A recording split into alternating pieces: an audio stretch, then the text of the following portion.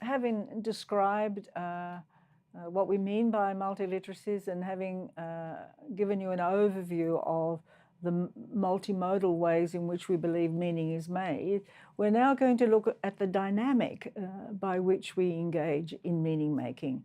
And we want to see every meaning maker as an agent of meaning, and we also want to address the difference of every meaning maker. So we are all born into available designs. That's the principle we're using. Remember, design rather than grammar, a much more active idea about how meaning is created. We're born into particular language groups, we're born into particular ways in which meanings and values are expressed, and they are available to us. And as we engage with them, whether it's in the home or in the school, we are in the process of designing meaning. So we learn to be, as individuals, as learners, as workers, through exploiting the available designs that we find in our homes and in our institutions and in our schools.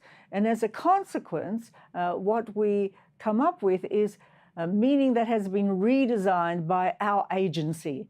And that's what we leave for the next generation. And that could be values, it can be knowledge, it could be any range of meaning-making, knowledgeable aspects of life. So we do not want to use a meta-language which is about describing labels of processes. You know, we don't want to say this is a noun, this is a verb, this is a nominalization, this is an action. We want to be able to analyze the modes as in a dynamic process involving this idea of design and agency.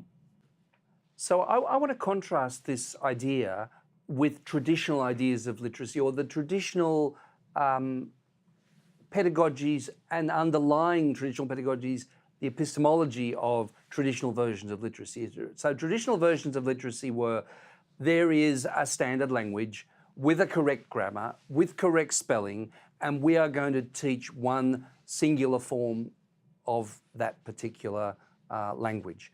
And by the way, after you're good at it, as you become more advanced, we're going to show you the very best that's been written in the form of canonical literature, which is a body of literature written by usually great men.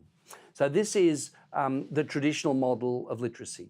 Now what we want to do, and by the way, it's kind of rule bound, you know, we're going to tell you the best literature, we're going to tell you the rules of the game, and therefore you must learn it, and there is one body of knowledge which is literacy in the singular. Now what this design idea does, it starts off with differences. So what we have in the world is a whole lot of available designs for meaning, which are to do with our different life experiences based on demographics, culture, ethnicity, you know, life experience, who we are, the things we've done in our lives, which produce different ways of speaking, different ways of expressing ourselves, different ways of being in the world. And by the way, also technical subcultures. We have this extraordinary diversity which presents a range of alternatives from which we can select what is appropriate in particular communicative context. And then what we do is very actively we do designing. We don't just apply the rules. That's the traditional model. We do designing, which is an active process. And one of the funny things about designing is that the world always gets redesigned in different ways. Our particular place in the world, the experiences we've had, who we are as a personality, all those things come together when we make meanings in a way that's new. The world has never been that way before. So, you know, if you take the last couple of hundred words that I said, they've never been said before in that particular combination. I've reinvented the wheel in these sentences. In the last 30 sentences you said, you reinvented the world.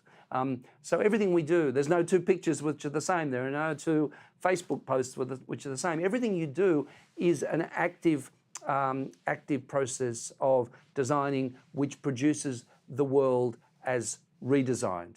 Now, this is a focus which is not about rules, but about agency.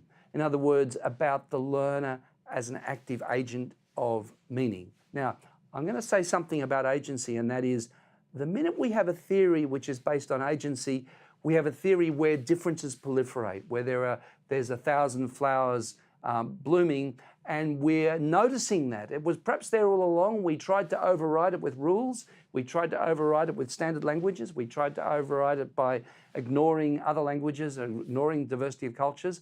It was always there. We tried to override it, but now the minute you recognize that agency, a lot of differences come to bear. So what does that mean in the classroom? Recognize the students bring in a whole lot of different resources for meaning.